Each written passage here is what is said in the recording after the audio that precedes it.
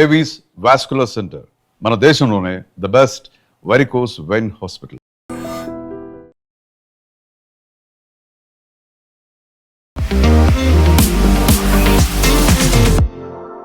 నమస్తే, నేను Kavitha. Welcome to I dream news and నిజాలు. ఈ శనివారానికి యుద్ధం స్టార్ట్ అయ్యి 4 వారాలు కంప్లీట్ అవుతుంది. అలాగే డొనాల్డ్ ట్రంప్ ఇచ్చినటువంటి 5 రోజుల బ్రేక్ కూడా అదే రోజు కంప్లీట్ అవుతుంది. బట్ డొనాల్డ్ ట్రంప్ ఒక 15 ప్రతిపాదనలను ఇరాన్ ముందుంచితే ఇప్పుడు 5 కండిషన్లను ఇరాన్ అమెరికా ముందుంచింది. ఒకరికొకరు ఇంత పోటాపోటీగా ముందుకెళ్తున్నారు. నెక్స్ట్ ఏం జరగబోతోంది? 28th తర్వాత కీలకమైనటువంటి మలుపు తీసుకోబోతుందా? ఎందుకంటే ఇప్పటికీ అదనపు బలగాల్ని ఇరాన్లో మోహరించేందుకు డొనాల్డ్ ట్రంప్ సిద్ధమైపోతున్నారనేటువంటి వార్త ప్రపంచాన్ని వణికిస్తోంది. నెక్స్ట్ ఏం జరుగుతుంది? మనతో పాటుగా ఉన్నారు సీనియర్ జర్నలిస్ట్ సురేష్ కొచ్చతిల్ గారు. సార్ నమస్తే. రోజుకొక ట్విస్ట్ టర్న్స్ అనేది కనిపిస్తున్నాయి. ప్రతిసారి ఇక్కడ ఎండ్ కార్డ్ పడుతుంది అనుకున్నప్పుడు సరికొత్తగా కండిషన్స్ వస్తున్నాయి అండ్ ట్రూప్స్ను కూడా డిప్లాయ్ చేయబోతున్నాడు డొనాల్డ్ ట్రంప్. మన తెలుగు సీరియల్ లాగా అయిపోయింది అనమాట. నెక్స్ట్ సెక్షన్ ఏమొస్తుంది అనేది సస్పెన్స్లో ఉంచేస్తారు. టు బి కంటిన్యూడ్ అనమాట. ఇక్కడ జరుగుతున్న 2-3 మెయిన్ పాయింట్స్ మనం గుర్తుపెట్టుకోవాలి. ఎందుకంటే నేను దీని గురించి ఎప్పుడు అమెరికన్ న్యూస్ ఛానల్స్ చూస్తుంటాను, కానీ వాళ్ళ ఒపీనియన్ చాలా క్లియర్గా ఉంటుంది. దాంట్లో ఫాక్స్ న్యూస్ అయితే ట్రంప్ భజన్ మండలి, కానీ సిఎన్ఎన్ కానీ మిగతా ఛానల్ ఎంఎస్ఎన్బిసి కానీ వీళ్ళు అట్లీస్ట్ ఒక న్యూట్రల్ పర్స్పెక్టివ్ ఇస్తారు. ఆఫ్కోర్స్ యాంటీ ట్రంప్ ఉంటారు వాళ్ళ ఒపీనియన్. ఒకటి, ట్రంప్ పాపులారిటీ రాయిటర్స్ చేసిన ఒక పోల్లో నిన్న 34% తగ్గింది.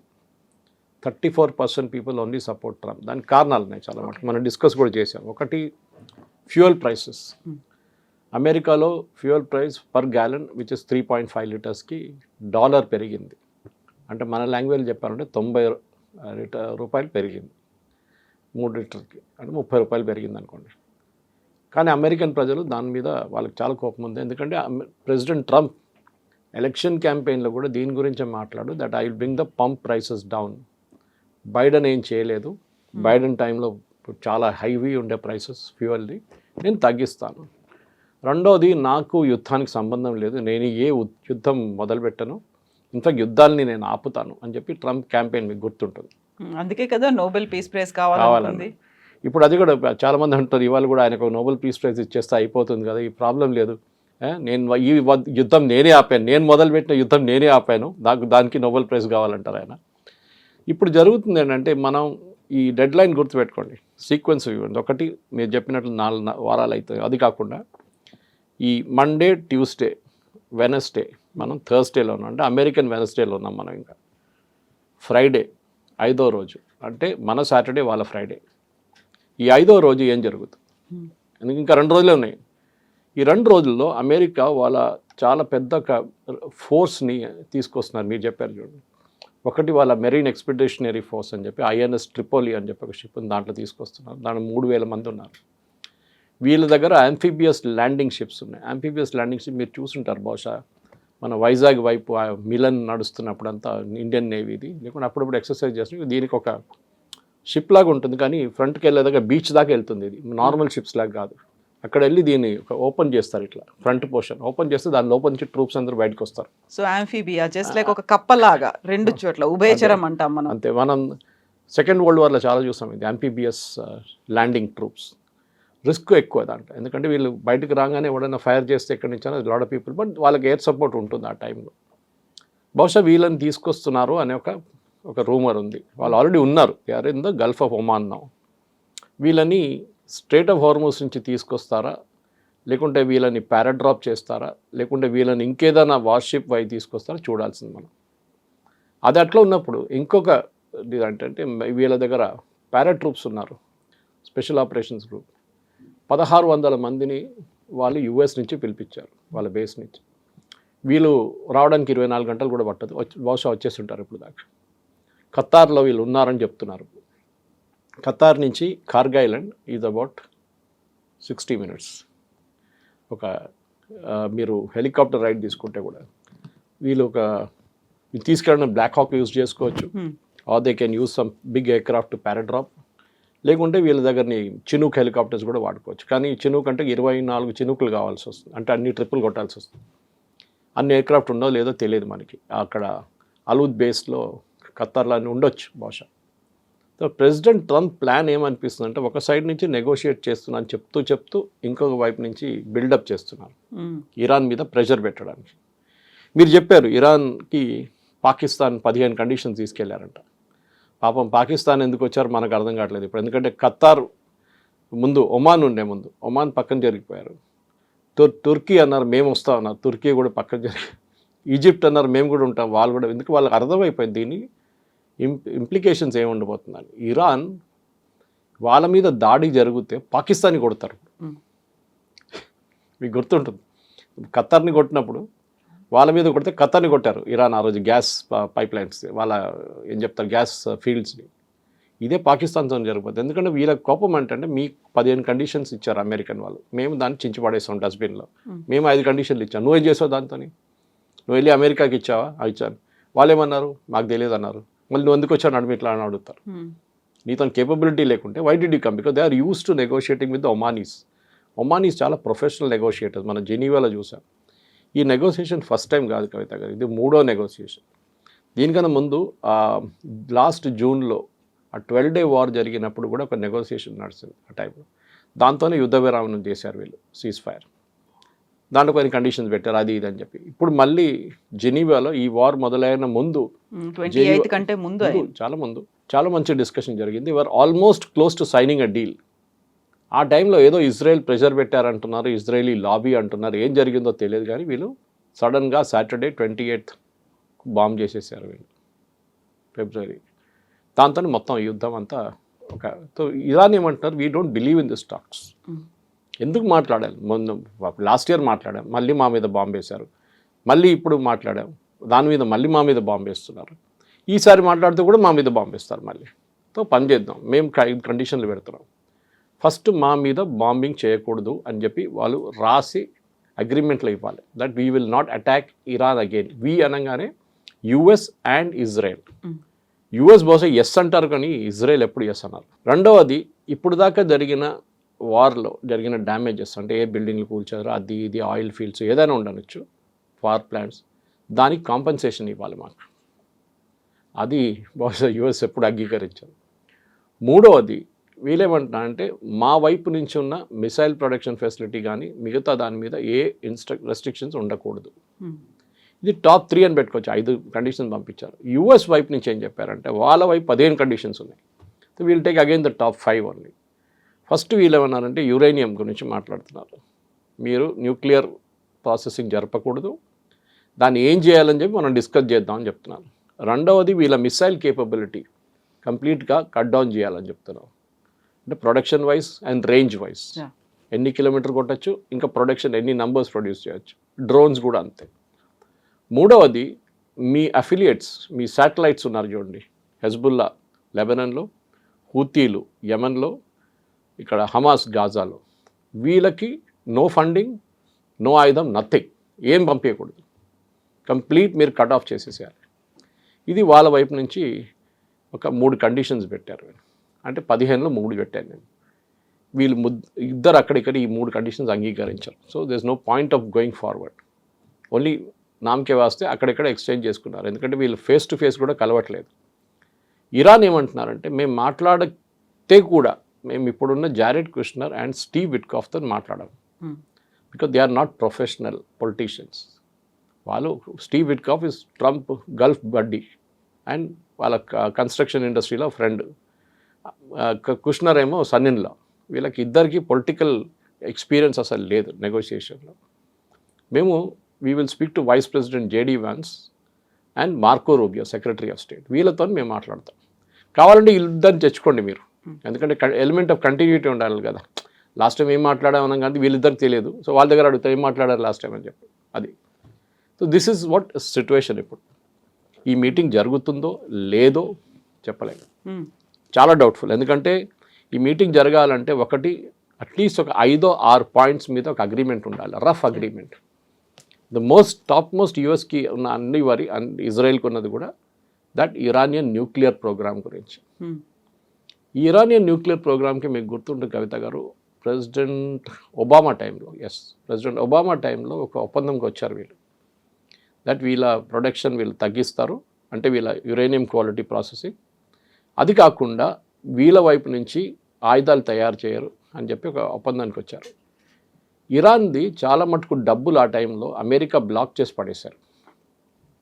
అంటే వాళ్ళ ఓవర్సీస్ ఉన్న బ్యాంకులో ఉన్న డబ్బులని ఫ్రీజ్ చేసేసారు. ఇప్పుడు ఈవెన్ రష్యాది అట్లా చేశారు. 200 బిలియన్ 300 బిలియన్ ఉంది అకౌంట్, అన్నీ యూకేలో ఉండే, అదే మొత్తం ఫ్రీజ్ చేసేసారు వాళ్ళు. ఆ డబ్బులు కూడా ఈ అగ్రిమెంట్ ప్రకారం రిటర్న్ చేశారు. ట్రంప్ ఆ టైంలో ఏం పెద్ద గొడవ చేశారు ఏంటంటే అమెరికన్ ట్యాక్స్ పేయర్ డబ్బులు తీసి ఇరాన్కి ఇచ్చారు మీరు అని చెప్పి. అండ్ ఒబామా దానికి కౌంటర్ చేయలేకపోయారు, క్లియర్గా ఎక్స్ప్లెయిన్ చేయలేకపోయారు. ఒక పెద్ద పొలిటికల్ డిఫీట్ ఉండే ఒబామాకి. తర్వాత ఈసారి కూడా వీళ్ళు ఏం అడుగుతారంటే మాకు డబ్బులు కావాలి. సో దీంట్లో మెయిన్ స్టిక్కింగ్ పాయింట్ మనందరూ తెలుసు ఈ స్ట్రైట్ ఆఫ్ హోర్ముజ్. హోర్ముజ్ నుంచి షిప్పులు ఫ్రీగా తిరగాలని ప్రెసిడెంట్ ట్రంప్ చెప్తే ఇరాన్ అంటున్నారు కాదు, దీని కంట్రోల్ మేము మిగతా అక్కడ ఉన్న గల్ఫ్ స్టేట్స్ అందరు కలిసి కంట్రోల్ మెయింటైన్ చేస్తాం. ఎందుకంటే మీకు గుర్తుంటుంది ట్రంప్ ఒక ప్రెస్ కాన్ఫరెన్స్లో చెప్పారు బయట మీడియాతో మాట్లాడుతూ, ఎవరు కంట్రోల్ చేస్తారు స్ట్రైట్ ఆఫ్ హోర్ముజ్ అంటే నేను మీ అన్నారు. And Ayatollah whoever is Ayatollah అంటే అక్కడ ఎవరు అయతోల్లా అంటే దాంట్లో 2 సంకేతాలు వచ్చినాయి బయటకు. ఒకటి అయతోల్లా ఉంటాడు, రెజీమ్ చేంజ్ లేదు, ఈజ్ అగ్రీడ్ హిమ్సెల్ఫ్ అనమాట ఇండైరెక్ట్లీ. రెండవది వీళ్ళిద్దరు కలిసి ఎట్లా కంట్రోల్ చేస్తారు, అమెరికాకి అక్కడ ఏం స్టేక్ ఉంది, అమెరికన్ షిప్స్ రావు అక్కడ అన్ని యూరోపియన్ లేకుంటే ఇండియన్ లేకుంటే మిగతా బంగ్లాదేశ్ బట్ ఇండోనేషియా వైపు వెళ్ళే షిప్స్లో ఉంటుంది, అది చైనీస్ ఆఫ్ కోర్స్. ఇక అమెరికాకి ఏమి ఇంట్రెస్ట్. వీళ్ళేమన్నారంటే మీరు మాకు డబ్బులు ఇవ్వకపోతే, ఇది మీరు మా ఇన్ఫ్రాస్ట్రక్చర్ డ్యామేజ్ అయిందని దాన్ని మేము ఒక టోల్ పెట్టేస్తాం దీని మీద, ప్రతి షిప్ దగ్గర నుంచి 1 మిలియన్ తీసుకుంటాం, ఏదో నా డబ్బులు తీసుకుంటాం మేము, అది మేము డిసైడ్ చేస్తాం మీరు ఈ డబ్బులు ఇవ్వకపోతే. అది కూడా president Trump is dead against. మిగతా దేశాలతో సహాయం పెట్టుకొని సౌదీ అరేబియాతో వాళ్ళతో ఒప్పందం పెట్టుకొని ఇది స్ట్రైట్ ఆఫ్ హోర్ముజ్ కంట్రోల్ చేయాలంటే కాదు. ఎందుకంటే స్ట్రైట్ ఆఫ్ హోర్ముజ్ అనేది సూయజ్ కెనాల్ కాదు, మనం గుర్తుపెట్టుకోవాలి. సూయజ్ కెనాల్ మన అందరు తెలిసిందే ఈజ్ కంట్రోల్ బై ఈజిప్ట్. అది ఒక narrow shipping lane which connects 2 continents, 2 seas అనమాట, మేజర్ ఓషన్స్. దానికి ఒక టెక్నాలజీ మీకు తెలిసి ఉంటుంది. ద లెవెల్ ఆఫ్ ఒక వైపు సీ హైట్ ఇంత ఉంది, ఇంకో వైపు ఇక్కడ ఇంత ఉంది. సో దీన్ని బ్యాలెన్స్ చేయడానికి ఇక్కడ నీళ్ళు నింపుతారు. షిప్ని తీసుకొచ్చి వీళ్ళు క్లోజ్ చేసిన తర్వాత ఈ హైట్ పెంచుతారు పంపింగ్ చేసే నీళ్ళు. దాని తర్వాత అటువైపు వచ్చినప్పుడు దాన్ని మళ్ళీ దిప్పుతారు, షిప్ బయటకు వెళ్ళిపోతుంది. ప్రతిరోజు hundreds of ships cross, but చాలా స్లోగా వెళ్తుంది ఆ ప్రాసెస్. ఈజిప్ట్ టోల్ తీసుకుంటారు. టోల్ అంటే ఒక ఛార్జ్ సూయజ్ కెనాల్, ఎందుకంటే ఇది ఆపరేషన్ చాలా కాంప్లికేటెడ్. టగ్ బోట్స్ ఉంటుంది, దాంతోపాటు వాళ్ళ supervisor hundreds and thousands of people పనిచేస్తారు ఒక్కొక్క షిప్ మూవ్ చేయాలంటే. చాలా స్పేస్ నేరో ఉంది, depth is only 20 metres. Super tankers travel చేయలేరు దాంట్లో. కానీ మీరు మొత్తం ఆఫ్రికా తిరిగి రాలక్కర్లేదు. మీరు you can just cross the Suez canal, you will save almost 15 days travel మీది సేవ్ అయిపోతుంది. అది పెద్ద సేవింగ్ షిప్స్. ఆ పరిస్థితుల్లో అదే ఇక్కడ తీసుకొస్తారంటే కాదు, ఎందుకంటే హోర్ముజ్ అనేది ఒక ఓపెన్ ఓషన్ లాగా ఉంటుంది మీకు. అక్కడ మీరు ఏం చేస్తారు, ఇట్లాంటి పని చేయకూడదు అని చెప్పి యుఎస్ అంటున్నారు. కానీ ఇరాన్ అంగీకరించట్లేదు. వాళ్ళ దగ్గర ఉన్న మేజర్ ట్రంప్ కార్డ్ కవిత గారు ఈజ్ స్ట్రైట్ ఆఫ్ హోర్ముజ్. అది వాళ్ళు ఎప్పుడు వాళ్ళకి అర్థమైపోయింది. And this is something America యుద్ధం మొదలై ముందే అర్థం చేసుకోవాలి ఉండే, దట్ స్ట్రైట్ ఆఫ్ హోర్ముజ్ మీద ఇరాన్ కన్ను ఉంటుంది ఎప్పుడు. వాళ్ళ లాస్ట్ ట్రంప్ కార్డ్ అదే.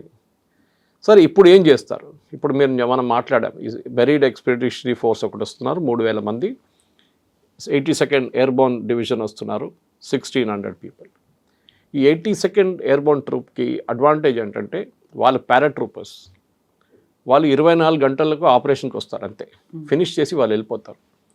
ఫర్ ఎగ్జాంపుల్ ఒక ఎయిర్ ఫీల్డ్ ఉందనుకోండి కార్గ్ ఐలాండ్ మీద, ఇరాన్లో ఉన్న కార్గ్ ఐలాండ్, దాన్ని క్యాప్చర్ చేయాలంటే వీళ్ళని పంపించాలి. అది వేరియస్ రూట్స్తో వస్తారు. మనం మాట్లాడడం చూడండి, ఇప్పుడు అయితే ల్యాండింగ్ ఫోర్స్ ఉండొచ్చు, పారాట్రూప్ చేయవచ్చు వాళ్ళని, లేకుంటే ఇంకా వార్షిప్లో తీసుకురావచ్చు, ఏదైనా రూట్లో తీసుకురావచ్చు.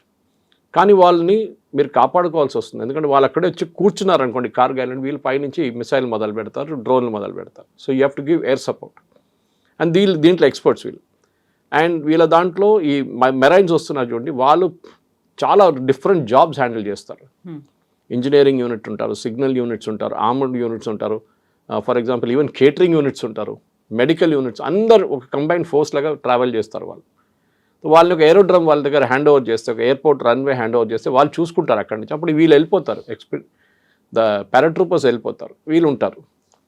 అది క్యాప్చర్ చేసుకుంటే కార్గ్ ఐలాండ్, బికాజ్ అదొక్కటే ఒక ఏం చెప్తారు, ఐ థింక్ ద మేజర్ ఒక రీజనింగ్ ఇప్పుడు అదే ఒక్కటే కనిపిస్తుంది. ఈ సాటర్డే బహుశా జరగవచ్చు, ఎందుకంటే డెడ్లైన్ అయిపోతుంది.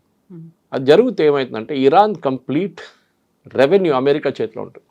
వెనెజువేలా లాగా, వెనెజువేలాలో అదే చేశారు కదా. ఇప్పుడు అక్కడి నుంచి వెళ్ళి ప్రతి షిప్కి అమెరికా డబ్బులు తీసుకుంటారు.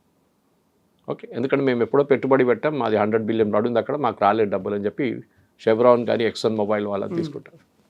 ఇదే బహుశా కార్గిల్తో కూడా జరగవచ్చు. జరిగితే ఇరాన్ ఏం చేస్తారు, then that should be the next situation. Exactly. ఇప్పుడు ఆల్రెడీ ట్రూప్స్ని డిప్లాయ్ చేయబోతున్నారు అనుకున్నప్పుడు దే విల్ బి లైక్ ఒక బూట్స్ ఆన్ ద గ్రౌండ్ అని మనం అనుకుంటాం. అది డైరెక్ట్గా దిగొచ్చేమో అనేటువంటి, ఇప్పుడు నేవీ కావచ్చు, ఎయిర్ ఫోర్స్ ఇప్పటిదాకా ఉంది, బట్ ఆర్మీ కూడా రాబోతోంది అనుకున్నప్పుడు ఇరాన్ ఎక్స్పెక్ట్ చేస్తోంది ఏం జరుగుతుంది అనేది. ఖమేనీ చనిపోక ముందు నుంచి కూడా అన్నిటినీ పెట్టుకున్నారు కాబట్టి, స్ట్రాటజీ అంత ప్లాన్ అయింది కాబట్టి అంత ఈజీగా కూడా యాక్సెప్ట్ చేయదు కదా. మళ్ళీ వాళ్ళు ట్రూప్ వస్తోంది అనుకుంటే వీళ్ళకంటూ ఒక స్ట్రాటజీ ఉంటుంది. డెఫినెట్గా అది మనం ఒక వార్ సెనారియోలో ఎప్పుడు ఎక్స్పెక్ట్ చేయాల్సింది. ప్రెసిడెంట్ ట్రంప్ చేసిన అన్నిటికంటే పెద్ద తప్పు ఇది. ఈ యుద్ధం మొదలయ్యే ముందు మేము ఇది చేస్తే ఇరాన్ ఏం చేస్తారు, ఒక వార్ సెనారియో ఉంటుంది. మేము కొడుతూనే వెళ్తాం, ఇరాన్ ఏం చేయరని కాదు కదా, వాళ్ళు చేస్తారు, వాళ్ళు కూడా దే విల్ రియాక్ట్. కానీ అది యాంటిసిపేట్ చేయలేదు యుఎస్. ఒకటి, ఇరాన్ వాళ్ళ నేబర్స్ మీద బాంబ్ చేస్తారనేది అమెరికా ఎప్పుడు ఊహించలేదు. అరే సౌదీ అరేబియా పక్కన చాలా ఫ్రెండ్లీ కంట్రీ, అక్కడ అటు పక్కన ఇరాక్ ఉన్నారు, ఇటు పక్కన కువైత్ ఉంది, ఖతార్ ఉంది, అక్కడ బహ్రెయిన్ ఉంది, వీళ్ళందరూ వాళ్ళతో ఉండాల్సిందే కదా. ఎప్పుడు అంటారు you cannot choose your neighbours అంటారు. వాళ్ళు ఉంటారు, ఇప్పుడు మీకు నచ్చకపోతే కూడా ఉంటారు మీ నేబర్స్ మీ దగ్గర. సో అట్లాంటి పరిస్థితి. నో టైం అటాక్ చేసింది Iran. Correct. And that day itself 28th itself ఇజ్రాయెల్ని కొట్టడం అని దాంట్లో కొత్తది ఏం లేదు, అది వాళ్ళు రెగ్యులర్గా చేస్తూ ఉంటారు. కానీ మిగతా ఫ్రెండ్స్ని కొట్టడం అనేది అది పెద్ద మార్పు వచ్చేస్తుంది. అండ్ వాళ్ళు కూడా రియాక్ట్ చేయలేకపోతున్నారు. మీరు చూడండి, వాళ్ళు సౌదీ అరేబియా కానీ, సౌదీ అరేబియా కూడా గుడ్ ఎయిర్ ఫోర్స్, వాళ్ళు ఇరాన్ ఈజీగా అటాక్ చేసుకోవచ్చు. ఇన్ఫ్యాక్ట్ నిన్న ఒక న్యూస్ రిపోర్ట్లో, I think it was New York Times, దాంట్లో చెప్పారంటే Saudi Arabian prince Mohammed bin Salman ఏమన్నారంటే అమెరికా దగ్గర చెప్పారంట, మీరు యుద్ధం ఆపకండి, you go fight and finish off Iran. మీకు ఏం సహాయం కావాలంటే చెప్పండి, మేము ఇస్తాం మీకు ఎయిర్ బేస్ యూసేజ్, ఫైనాన్స్గా మీరు డబ్బులు ఏం కావాలంటే మేము హెల్ప్ చేస్తాం, కానీ ఆ ఇరానియన్ రెజీమ్ ఉండకూడదు. ఇప్పుడు మీరు ప్రెసిడెంట్ ట్రంప్ ప్లేస్లో ఉంటే కవిత గారు ఏం ఆలోచిస్తారు, ఇరానియన్ రెజీమ్ని ఎట్లా మార్చాలి? అక్కడ ఇప్పుడు ముగ్గురే ఉన్నారు, మాట్లాడడానికి రెడీగా ఉన్న ముగ్గురే ఉన్నారు. అంటే వాళ్ళు ఇప్పుడు దాకా చనిపోలేదు, వాళ్ళంతే అంతా చెప్పొచ్చు, వాళ్ళు ఇంకా అటాక్ చేసి చంపలేదు వీళ్ళు. ప్రెసిడెంట్ కరెక్ట్, ప్రెసిడెంట్ పెసికిషాన్ ఆయన ఉన్నారు, speaker and this foreign minister, వీళ్ళు ముగ్గురే ఉన్నారు, కనిపిస్తున్నారు కూడా. ప్రెసిడెంట్ అయితే ఒక బ్లండర్ చేసిండు అన్న పెసికిషాన్, ఆయన యుద్ధం మొదలుగానే సౌదీ అరేబియా బాంబ్ చేయగానే ఒక అపాలజీ చెప్పాను, sorry we made a mistake, ఇంకా జరగదు ఇప్పటి నుంచి అని. ఇమ్మీడియట్గా విత్డ్రా చేయాల్సి వచ్చింది. Within half an hour revolutionary guards వాళ్ళని ఆయన ఫోర్స్ చేశారు విత్డ్రా చేయడానికి. సో హీఈస్ నాట్ ఇంట్రెస్టెడ్, ఆయన పొజిషన్ చాలా వీక్ ఉంది. ట్రంప్ చెప్పారు చూడండి, మేము చంపకపోతే వాళ్ళ మనుషులు చంపుతారు వాళ్ళని అని చెప్పేసి, there people will kill them అని. So we don't know who to speak, మేము ఎవరితో మాట్లాడి మాకు అర్థం కావట్లేదు, ఇరాన్లో ఎవరున్నారో మాకు తెలియదు. మేము అనుకున్నాం లారిజానీతో మాట్లాడదాం అనుకున్నా, కానీ ఇజ్రాయెల్ వచ్చి ఆయన కూడా కొట్టేశారు. And he was the most pragmatic face. ఆలోచించండి, ఇజ్రాయెల్ లారిజాని చంపినప్పుడు నాకు కూడా డౌట్ వచ్చింది, వై హిమ్? ఎందుకంటే అమంగ్ ఈ నలుగురు, ఇప్పుడు మనం చెప్పిన 3 పేర్లతో 4వ పేరు ఈయనది.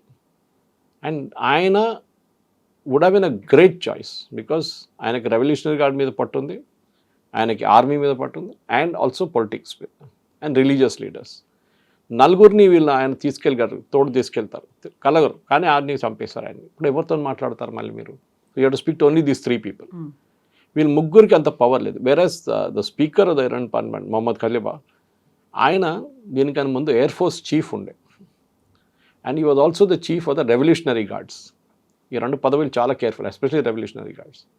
సో ఆయనకు ఆ పవర్ ఉంది ఒకటి, కానీ he the hard line religious bent of mind. అంత ఈజీగా అమెరికా చెప్పిన మాటలు వినరు.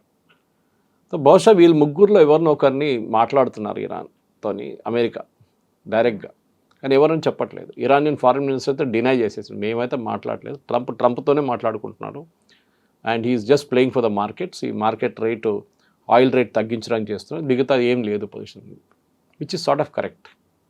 కానీ ఇప్పుడు జరిగే దాంట్లో కవిత గారు, ఈ నెక్స్ట్ 24 hours టు 48 hours చాలా క్రూషియల్గా ఉండబోతుంది. ఎందుకంటే ఇరాన్ మూవ్ కాకపోతే Hmm. ట్రంప్ దాన్ని ఒక ఎక్స్క్యూజ్గా యూజ్ చేసుకుంటారు. నేను చూడండి నేను ఎంత ఓపెన్గా ఉన్నాను, నేను 15 కండిషన్ పెట్టాను, డిస్కస్ చేయడం అని చెప్తే వాళ్ళు రాలేదు, వాళ్ళు మీటింగ్కి ఏం చేయమంటారు నన్ను అన్నాడు.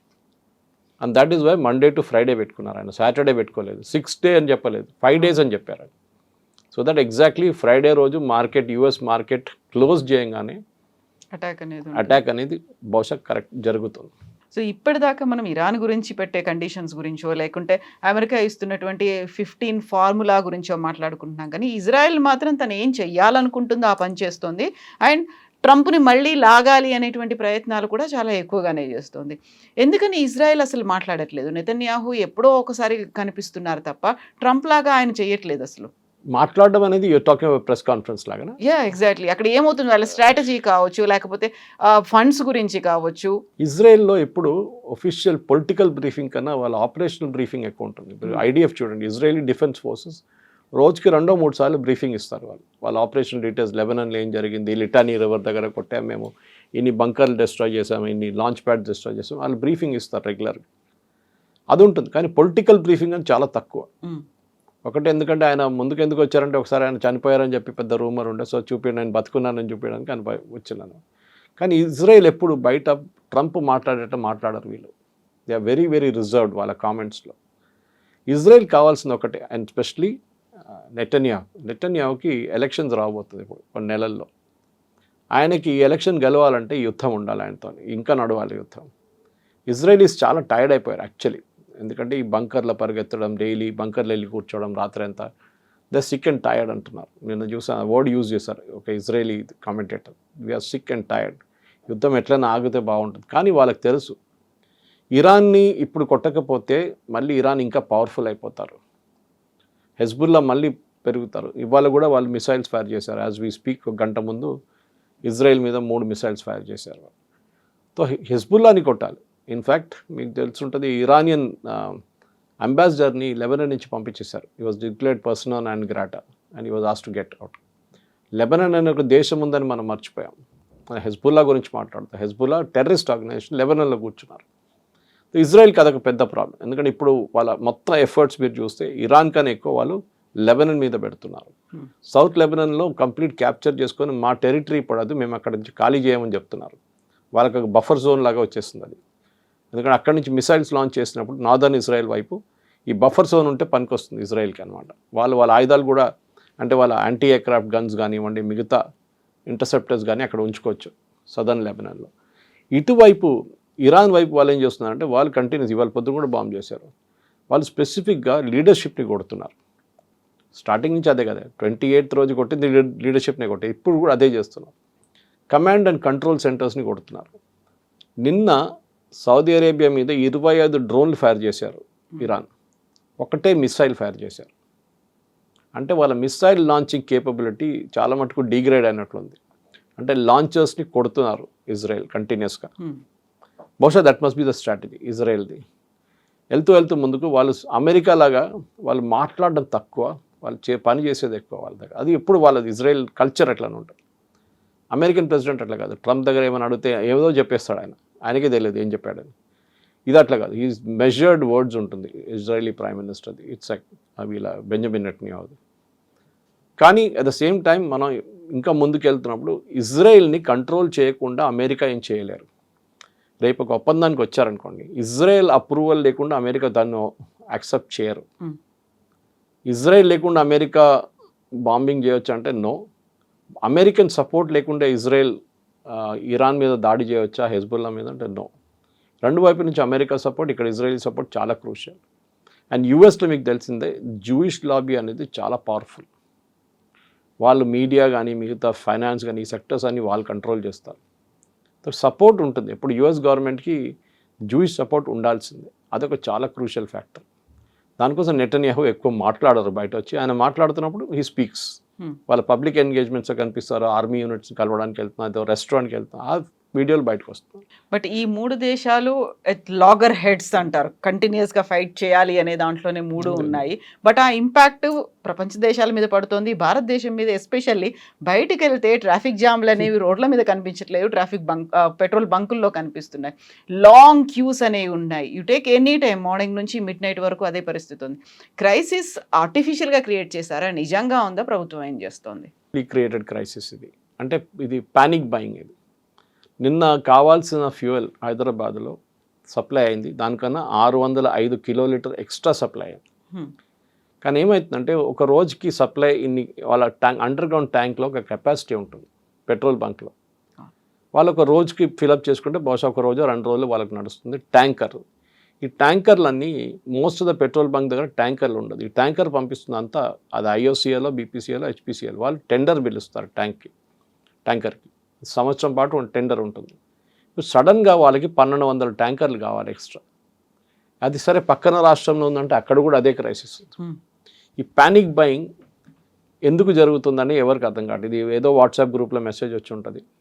మన దగ్గర we have more than 62 days, అంటే 62 రోజులు కావాల్సిన ఫ్యూయల్ మన దగ్గర ఉంది ఇప్పటికి కూడా. ఎందుకంటే మన కంటిన్యూస్ మనకు షిప్స్ వస్తూనే ఉన్నాయి. So that's not a problem. అది రాగానే ఒకసారి గుజరాత్ పంపిస్తారు, లేకుంటే ముంబై పంపిస్తారు, లేకుంటే మ్యాంగ్లూరు పంపిస్తారు, లేకుంటే కొచ్చిన్ పంపిస్తారు, లేకుంటే అటువైపు విశాఖపట్నం పంపిస్తారు. So that all over the country distribution pipe lines ఉంటుంది వాళ్ళకి. ఎక్కడ ఫ్యూయల్ షార్టేజ్ లేదని చెప్పారు. సజ్జనార్ గారు చెప్పారు, స్టీవెన్ రవీంద్ర గారు చెప్పారు, ఈవెన్ ఉత్తమ్ కుమార్ రెడ్డి గారు చెప్పారు, దేర్ ఇస్ నో షార్టేజ్. అది కాంగ్రెస్ గవర్నమెంట్లో ఉన్న మినిస్టర్ చెప్తున్నారు, there is no shortage, don't panic. ఈ ప్యానిక్ బయింగ్ అనేది మన ఇండియన్ కల్చర్లో. రేపు పొద్దున్న నుంచి పాలు రాదు మీకంటే వెళ్ళి 10 లీటర్ పాలు కొనుక్కొచ్చి ఇంట్లో పెట్టుకుంటారు. అట్లా మన వాళ్ళు చేస్తారు అట్లాంటి పనులు. ఎందుకు మీరు ఫుల్ ట్యాంక్ కొట్టుకుంటే ఏం చేస్తారు మీరు? వాళ్ళకి లాజిక్ లేదు. మీరు గుర్తుంటుంది కవిత గారు, దీనికన్నా ముందు మోదీ గవర్నమెంట్ వచ్చే ముందు ఇది రూపాయి అక్కడ ఇక్కడ పెంచుతుండే వీళ్ళు. అప్పుడప్పుడు 2 రూపాయలు ఒకసారి, ₹1.50 లీటర్కి. ఒకరోజు ముందు అనౌన్స్ చేస్తారు రేపు పొద్దున్న నుంచి రూపాయి పెరుగుతుందని. ఇవాళ సాయంత్రం మొత్తం లైన్ కట్టేస్తారు పెట్రోల్ బంక్ బయట. గంట కూర్చుంటారు. ఆటో రిక్షా డ్రైవర్ నుంచి BMW అందరూ ఉంటారు లైన్లో.